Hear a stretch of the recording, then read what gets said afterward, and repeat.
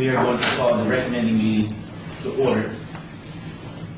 Today is the 18th of September. Are we in compliance with the open meeting law? Yes, we are. Beautiful. And for the record, I'm waiting for my book to arrive, being that we were under some type of drill, and I was asked to leave my office and go to a closet. Which is very interesting. Yeah.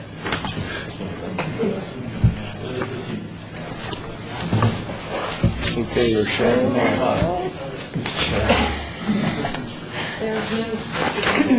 It's okay. I'm good. Thank you.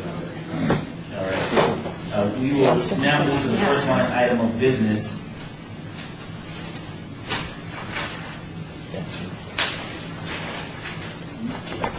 Which is bill number 2012-44 for possible action, establishing standards and for special event parking lots and temporary parking lots for the downtown Centennial Plan area. Staff? Members of the committee, staff is requesting to modify the downtown Centennial Plan to add a new category of parking lots, and that would be the special event parking lot. We've been working with Brandy Stanley, the city's parking manager, in developing a new category, and this is specifically for special events. The special event parking lot would be used not more than 6 times per month.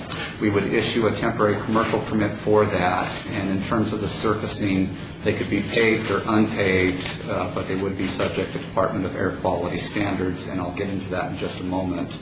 We're also proposing to make a change to our temporary parking lot standards. As you may be aware, our temporary parking lots in the downtown Centennial Plan area are good for a period of 3 years. It's considered to be an interim use of land. One of the issues that we've had with some of our temporary parking lots is the landscaping requirement, in that we require them to install the streetscape adjacent to the site as part of their temporary parking lot. The last 2 that we've had come in have requested waivers from that requirement. So what we're proposing to make that easier or more cost-effective for people to develop temporary parking lots is basically giving them a menu of options in terms of landscaping and screening requirements.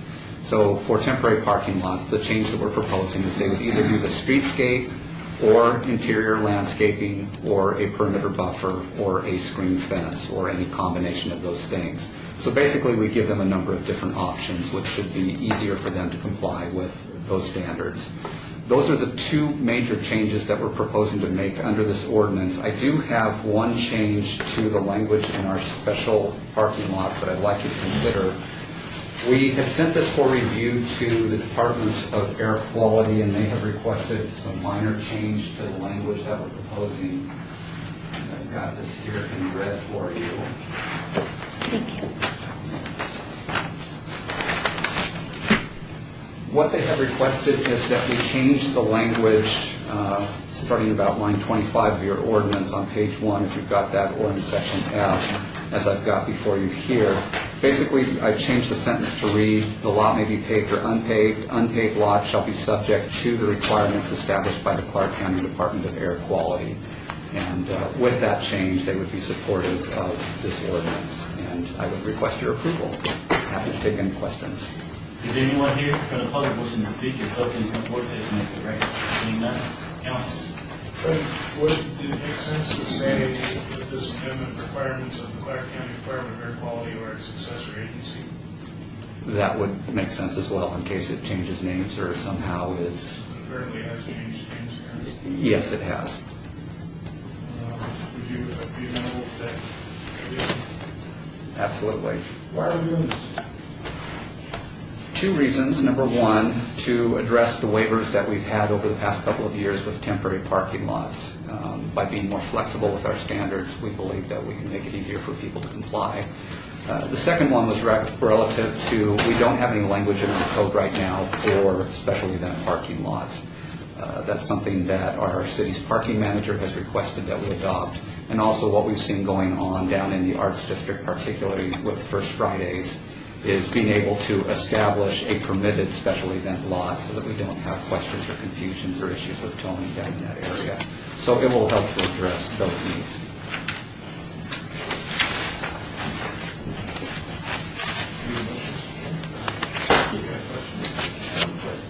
And I would move that we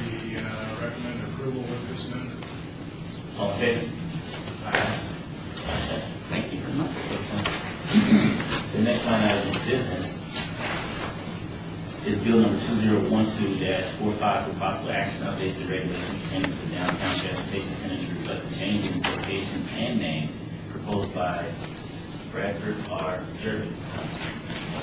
Yes, sir. Yes, Val Steve, Deputy City Attorney. This is a housekeeping item. We occasionally have people that sleep on benches or do other things that are prohibited in the downtown transportation center, and in the course of prosecution, the City Attorney's Office, the Criminal Division, realized that our code talks about the DTC as it existed on Casino Center Boulevard, so this is to change the reference to the new Bonneville Transit Center so that we can continue to have those provisions operate and be enforceable. Okay. Anyone from the public wishing to speak on this item, so please come forward, state your name for the record. Seeing none, Council? All in favor? Aye. So moved. Bill number 2012-46, annexation number 44087, property located on the northwest corner of Davis Drive and Microwave, petitioned by AE Trust, acres 0.39 acres zoned RE, sponsored by, interesting. Repeat. This is an annexation that we processed a month or two ago, and it needed to be recorded by a date certain, and that didn't happen, so it's just being reprocessed so that it can be recorded. Is this the church property?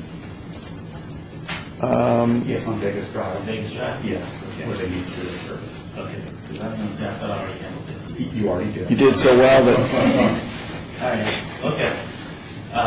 Anyone from the public wishing to speak on this item? Please come forward, state your name for the record. Seeing none, Council? All in favor? Aye. So moved. Now down to public comment, citizen participation. Public comment during this portion of the agenda must be limited to matters within the jurisdiction of the committee. No subject may be acted upon by the committee unless that subject is on the agenda and is scheduled for action. If you wish to be heard, come to the podium and give your name for the record, the amount of discussion on any single subject, as well as the amount of time any single speaker is allowed may be limited. Anyone? Councilman, before you make a motion, all items moved out of committee today, bill number 2012-46 will be eligible for adoption at the September 19th City Council meeting. All other bills will be eligible for adoption at the October 3rd City Council meeting. Thank you, Val. Council? Move adjourned. All in favor? Aye. Aye. So moved. Thank you. 44.